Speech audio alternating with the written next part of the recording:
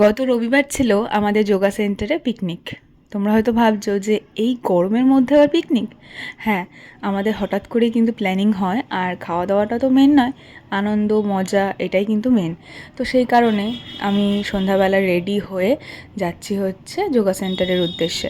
আর সেদিন কিন্তু পড়েছিল অসম্ভব লেভেলের গরম, মানে এতটা গরম কিন্তু গত কয়েকদিন ছিল না। তো আমরা ভাবছিলাম যে কী হবে কী হবে, আদৌ খেতে পারবো কিনা ঠিক মতন। কিন্তু দেখলাম আস্তে আস্তে গরমটা বেশ কমই লাগছিল। তো আমি এসে তো দেখি সবাই কাজকর্ম অলরেডি শুরুও করে দিয়েছে। তো আমার দায়িত্ব পড়েছিল পেঁয়াজ ছোলার। তো কয়েকটা পেঁয়াজ ছুলতে না ছুলতেই তো চোখে নাকে জলে একদম একাকার অবস্থা। তারপর দেখি শরবত তৈরি হয়ে গেছে। এই গরমে ঠান্ডা ঠান্ডা শরবত খেতে কার না ভালো লাগে বলো তো। তাই জন্য নিয়ে নিয়েছি হচ্ছে শরবত। ওইদিকে কিন্তু আমার মেয়েও এসছে একটুখানি ঘুরু ঘুরু করতে এখানে। তো ওকেও দিয়েছি একটুখানি শরবত, ও তো বেশ এনজয় করছে শরবতটা। আর এটা খেতেও না দুর্দান্ত হয়েছিল। আর পিহুর আবার এখানে এসে কিন্তু বেশ কয়েকটা বন্ধুও হয়ে গেছে, দেখো সবাই মিলে কিন্তু পাল্লা দিয়ে শরবত খাচ্ছে। এরপর কিন্তু আরও অনেক আইটেমস আছে, তোমরা দেখতে থাকো। আর রাতের মেনুতে কিন্তু ছিল সাদা ভাত, আলু পোস্ত, ডাল, ডিম কষা, চাটনি, পাঁপড় আর রসগোল্লা।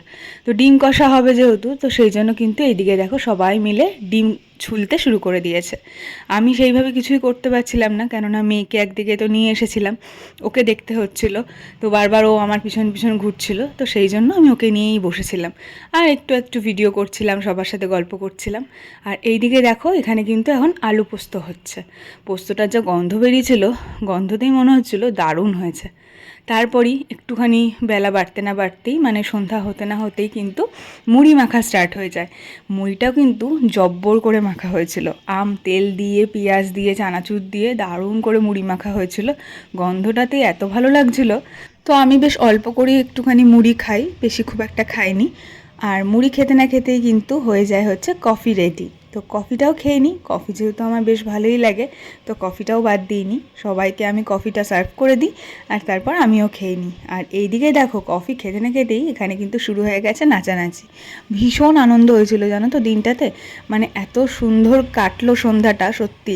সবাই মিলে হাসি ঠাট্টা, আনন্দ মজা, গল্প, নাচ গানে দারুণ কেটেছিল সন্ধ্যাটা।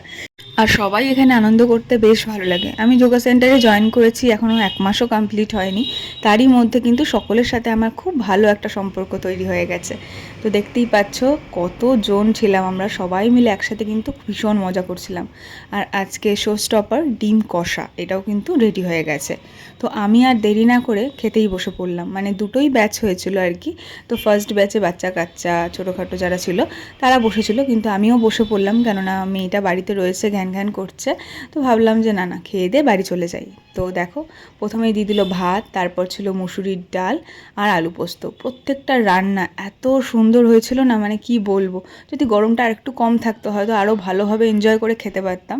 কিন্তু যাই হোক, গরমের মধ্যে ফিস্ট করছি, আনন্দ করছি, এটা করতে করতে খাওয়াটাও কিন্তু একটা বিশাল বড় ব্যাপার। আর জানো তো ডিম কিন্তু একটা করে নয়, ডবল ডিম ছিল। আর শেষ পাতে কিন্তু ছিল চাটনি, পাঁপড় আর রসগোল্লা। তো সব কিছুই খেয়ে নিয়েছি। আর আজকে যারা সব থেকে বেশি কাজকর্ম করেছে, মানে রান্না বান্না কাটাকুটি সমস্ত কিছু এভরিথিং, তারা কিন্তু খেতে বসেছে এখন, এই যে দেখতেই পাচ্ছ। তো চলো আমি এবার চলে যাব বাড়িতে, জলের বোতল যা যা নিয়ে এসেছিলাম সেগুলো নিয়ে ফিরে যাব। তো সব মিলিয়ে দিনটা বেশ ভালো কাটলো।